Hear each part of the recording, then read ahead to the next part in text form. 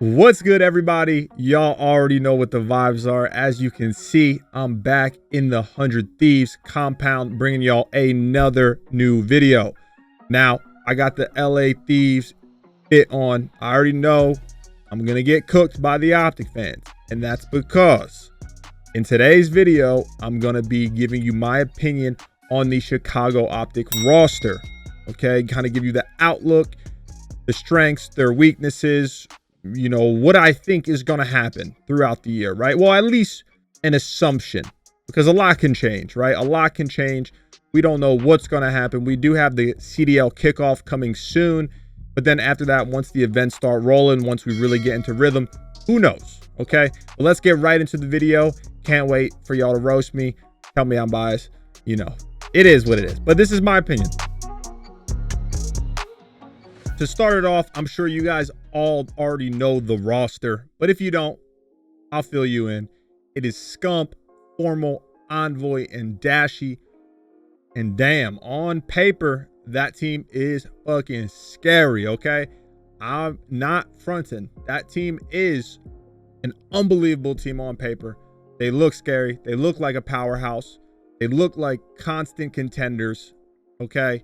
So yeah, I'm going to gas them up a little bit because y'all seem to think that I don't like any of the Optic players, where most of them, I mean, actually all of them, I consider friends. I'm going to start giving my opinion on the players, and then I will go over to the team as a whole. We're going to start off first with Formal. I've known Formal for a long time now, guys. Me and him competed way back in Halo before we both made the transition to Call of Duty. We actually made the transition together on the same team full of Halo pros. And he's been a star basically ever since he made the move to Call of Duty. You know, he won his first chip in his first title in Call of Duty Ghosts. He's been at the top for damn near, what, 7 years? I might have capped that a little bit. My memory's not the greatest, but he's been a top tier talent for a while now. Okay. He's one of the greatest Call of Duty players to ever do it. That goes without arguing. He's one of the most mechanically gifted FPS players I've ever seen. And it shows. He was super successful in Halo. He was even more successful in Call of Duty. And there's nothing I can really say negatively about him. You know, he's a great teammate from what I can see. Obviously, I only teamed with him in Call of Duty for a very short time. But he's an unbelievable talent. You know, he knows how to win. He knows how to win. He knows what needs to be done. And yeah, I mean, there's not really any negative to his game. Nothing that I can think of off the top of my head. Moving on from Formal, we have Scump. Y'all already know who Scump is. My boy Lil, okay? Love Seth.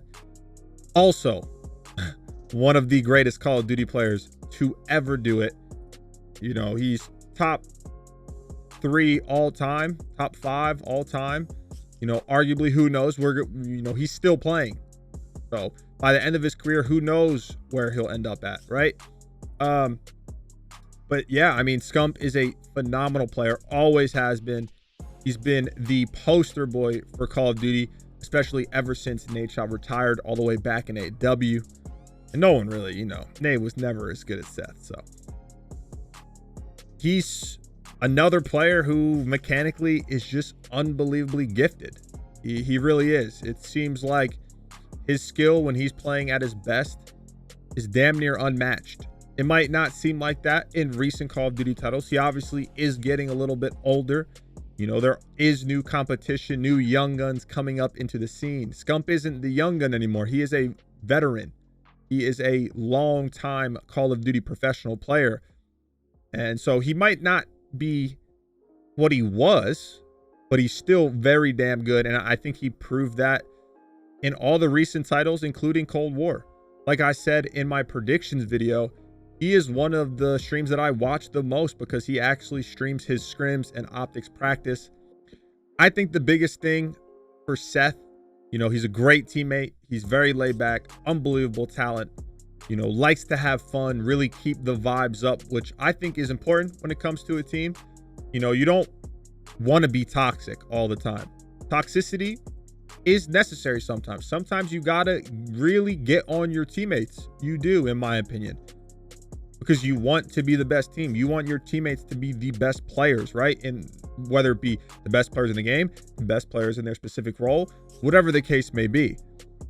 But having someone like Seth to really lighten the mood a lot of the times is also essential, which I think is one of his most underrated attributes that he brings to a team, because everyone knows his skill, okay? I don't need to gas him up.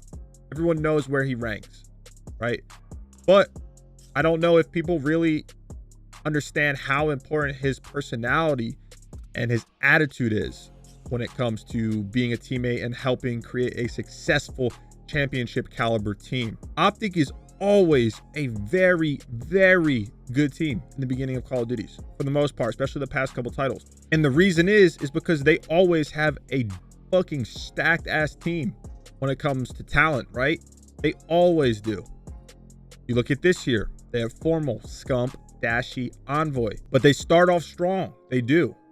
And then they kind of taper off a little bit because, you know, you look at Black Ops 4. Supposedly, Dashy, Thieves, and Scump lost a little bit of that drive, okay? Scump has, it has been heard, you know, like I said, I don't want to talk on another man, even though that's basically what I'm doing right now. I'm trying to figure out the best way to go about it. But realistically, it's hard, okay? If I was in Seth's shoes, I understand it. You know, and if anything, this is a compliment to him just as an overall person, as a successful businessman, you know, and even a competitor. But when you're in someone like Seth's shoes, right, it's a little bit different compared to, you know, any normal professional player where they're competing. They need to perform at their highest to do the best, to make the most money, right, to make a living. Seth makes a living not only from competing, but from his content, right? There's a lot of other avenues that Seth makes money. And it's not just Seth by any means. I mean, look at me last year in MW. I'll use myself for an example.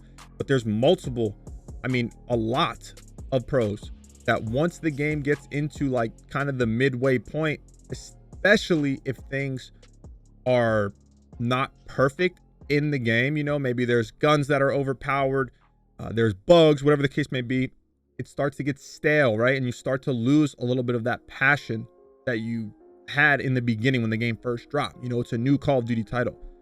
And especially if you're someone like Seth, because you can be successful in so many different areas in life. If you're not enjoying the Call of Duty that you're playing, you're not going to be as passionate and as dedicated as you need to be a champion, right? I'm afraid that if Seth, you know, does lose a little bit of that drive, it will not be good for the overall team. It is. It's simple. I've seen it happen to many teams. Okay, it's happened on my teams before. So it's something that you can't take lightly. You cannot take this lightly. And I'm interested to see how it kind of plays out. But moving on to Dashy. Obviously, Dashy is one of the most mechanically gifted players. I've said that for all of them so far, but it's true. It goes back to what I said. The talent is not an issue for this team. If Call of Duty was based only off talent, Dashy would hands down be a top 3 player, but it's not, okay? It's not. And a lot of you fans, especially OPTIC fans, but even just casual Call of Duty fans who watch the tournaments, that's all you think, okay? That doesn't make you a great player. It's obviously a bonus, but it's not going to help you win, okay? If it was only talent, Dashy would probably win 90% of the events, okay? There's a lot of things that go in to being the best player in Call of Duty, right? Or being in that top tier, and then helping your team, complementing your team to be the best team, okay? And why Dashy has absolutely no negatives when it comes to talent, you know, his impact of the games, his clutch factor, you know, his takeover potential, it's all there, okay?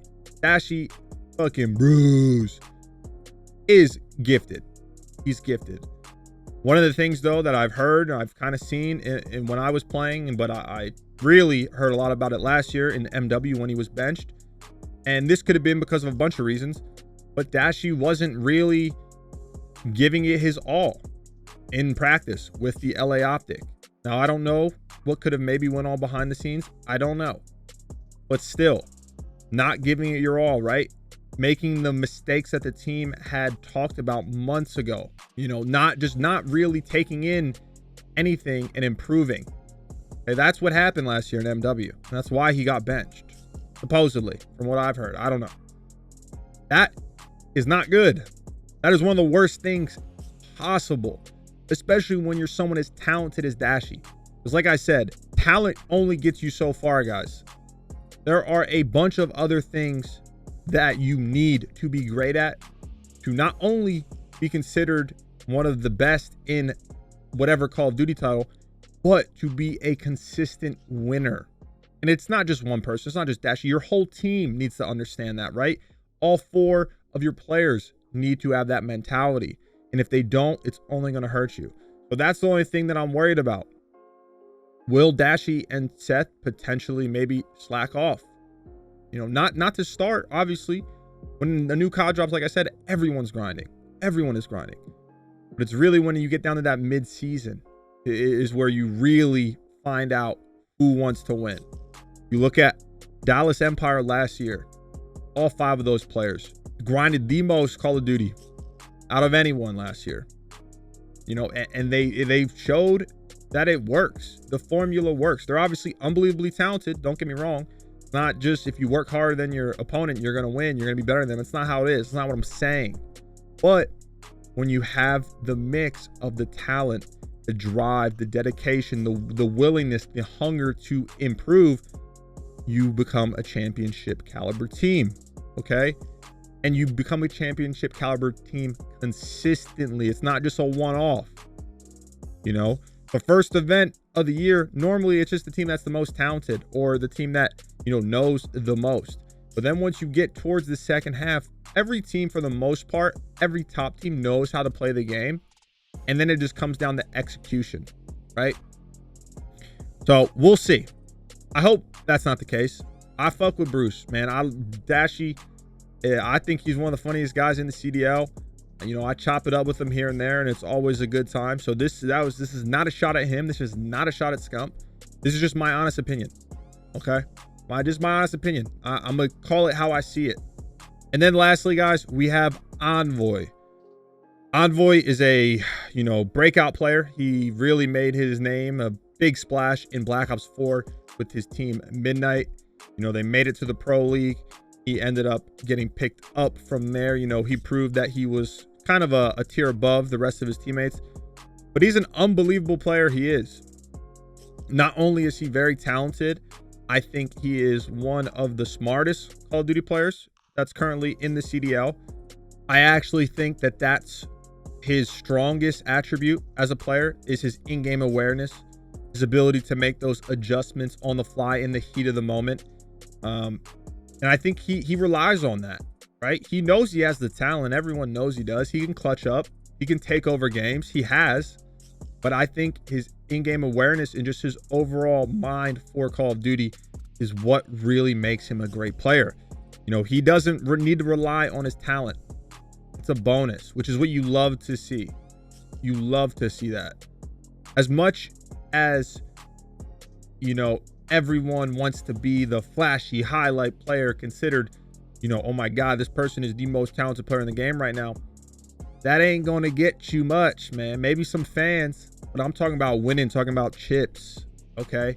Having that that's like pocket aces in your hand, is having that talent, but you don't need to put them on the table.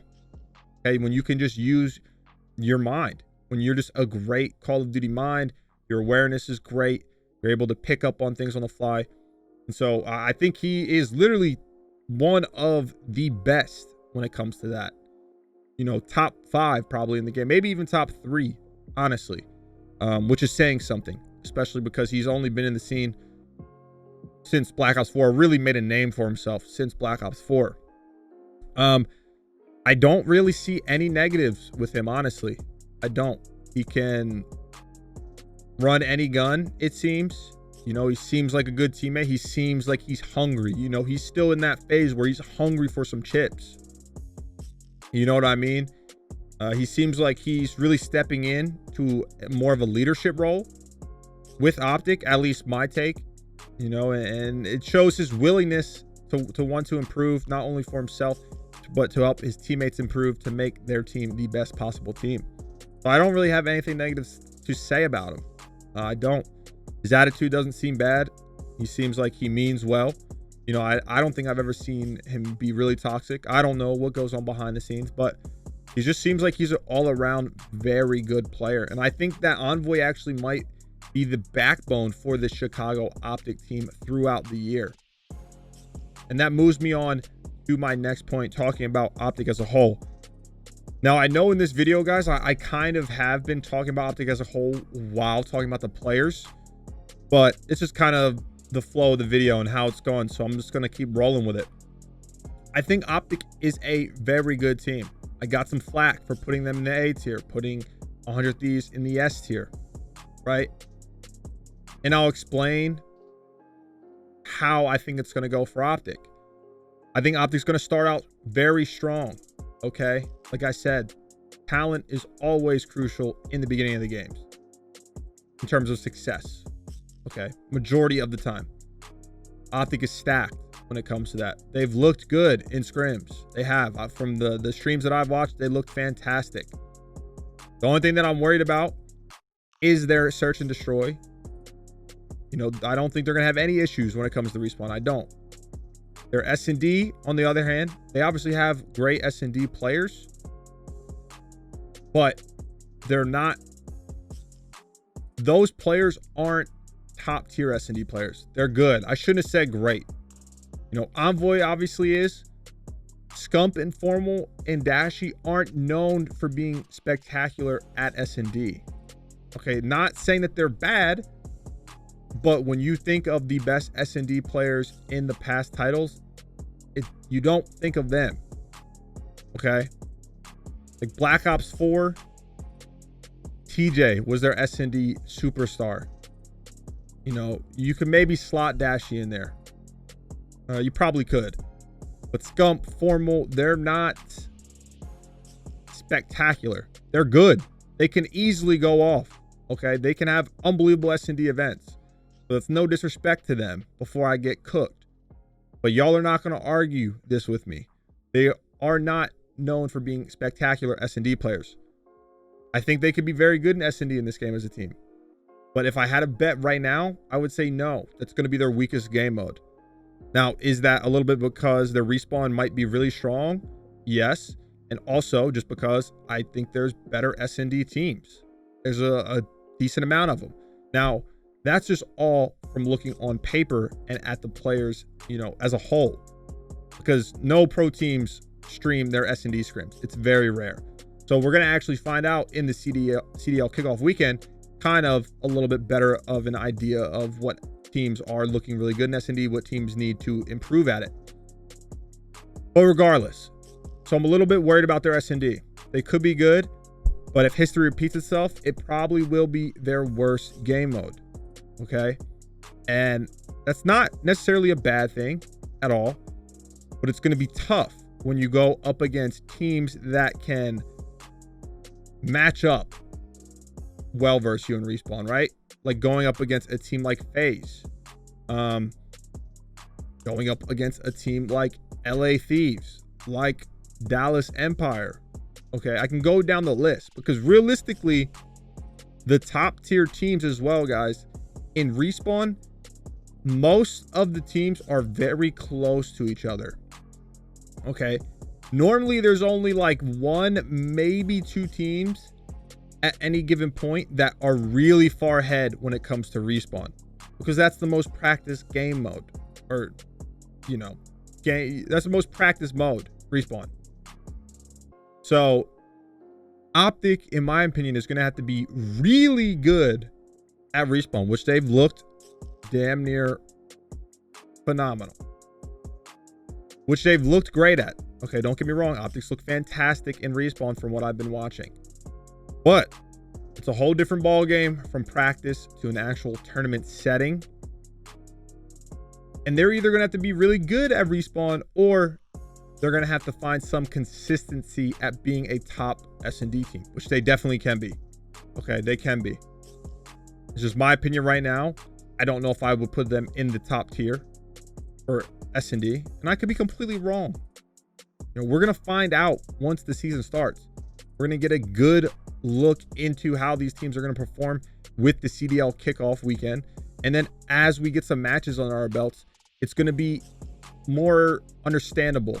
That's my thoughts on Chicago Optic, guys. As always, y'all know I love you, man. Don't forget to like, comment, and subscribe. We did just hit 16,000 subs on YouTube. Got some really dope things coming in the future. Optic fans, don't hate me. You can roast me. You know, I'll take the roast. But just know I'm not doing it out of spite.